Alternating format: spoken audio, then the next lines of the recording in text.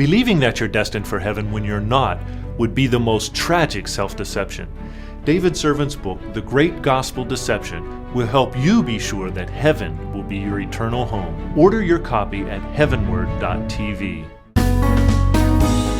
Well, welcome back, and thanks for joining me once again as we continue our chronological study through the entire New Testament. And our study today takes us back to the wonderful Epistle of James, the 4th chapter. We're going to pick up where we left off last time in the 11th verse. But let me say, by way of review, we have discovered that there were problems in the early church. And if there's one problem that is surfacing over and over again in James's epistle, is that people's tongues were out of control. There was fighting, quarreling, strife, jealousy, selfish ambition, and all the rest that comes along with that. And James has repeatedly addressed it, devotes many verses to the whole issue of taming the tongue and so forth, and then addressing the heart issues that motivate the wrong things that come out of people's mouths.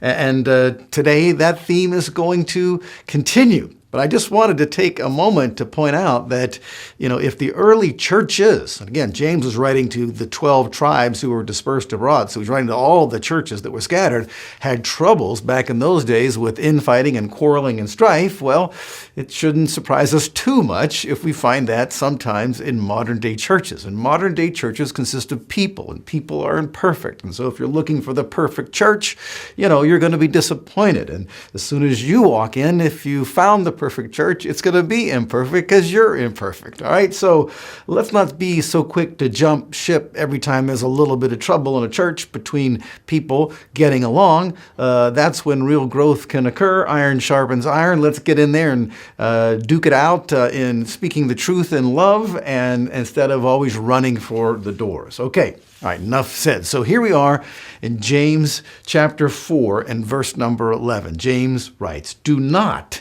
speak against one another, brethren.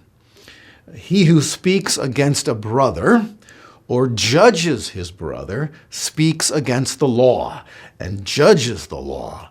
But if you judge the law, you're not a doer of the law, but a judge of it." Well, there's a lot packed into that one little verse. Again, let's remember that this is one verse out of 31,000 verses. There are times when it is appropriate to say something negatively about a brother. I mean, we could read some other time in one of Paul's epistles where, he referred to the time where he had to call out Peter publicly. And, we'll, of course, read about some of those issues and so forth that faced the early church as we progress through the book of Acts. But here, obviously, in the context of all of James's epistle, he's making reference to all that backbiting and strife and quarrels that emanate from people's jealousy and selfish ambition. And this is the manifestation of it, speaking against one another. So he's just, again, saying the same thing, really, in a little different way. Just don't speak against one another. And he also refers to judging one another. Now, you may recall in previous times as we've been working our way through James that I've mentioned that there's a lot of innuendo here and a lot of subtle reference and not so subtle reference to Jesus' Sermon on the Mount within the verses of James's epistle. And I think this is another case, just one more instance of a reference to the Sermon on the Mount.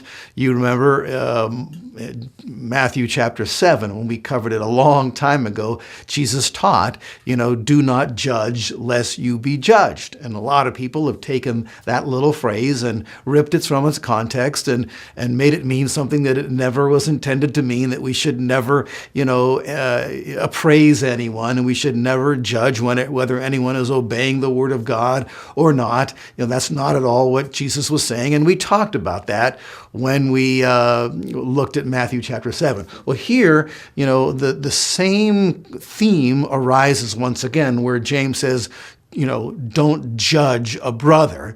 And it's right within the same phrase of speaking against a brother. Remember, that's what we decided Jesus was talking about in Matthew chapter 7, when he said, judge not lest ye be judged, because he used the example of looking for the speck in your brother's eye when you got a log coming out of your own eye. So it's the fault finder. It's the one who's looking to find something wrong and then going on and pronouncing a judgment publicly, speaking negatively about that person.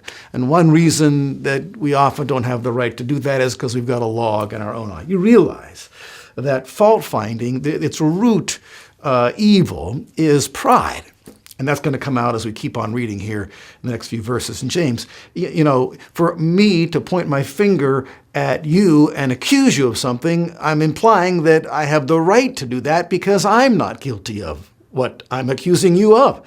Obviously, if I was guilty of it, well, I'd have no right to point the finger at you and accuse you of it. Otherwise, I'd be a hypocrite. And so my pride blinds me to my hypocrisy, and this is so often the case. If you want to get a great dose of this, listen to talk radio and just listen to everybody calling up and complaining about other people. And you can't help but ask yourself the question after listening to so many minutes of that, who are these people who are complaining all the time? They must be all perfect because they're complaining about everything, about everybody else, and they must have the right to because, otherwise they'd be a hypocrite to be finding fault with so many other people. Okay, again, I'm not talking about, honest dialogue between two people who love each other and are working out solutions and who respect one another and who are willing to listen and willing to admit that maybe there's something that I don't see or maybe there's some truth in what we're both saying. I'm talking about these carte blanche, types of attitudes that we so often see here.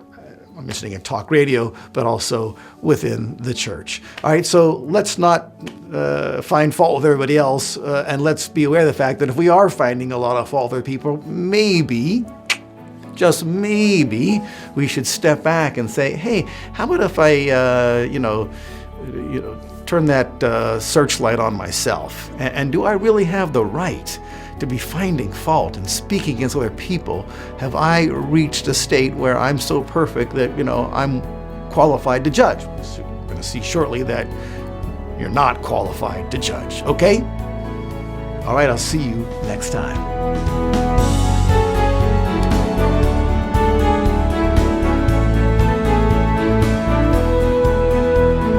Heavenward 7 is made possible by the financial support of viewers like you. Thank you.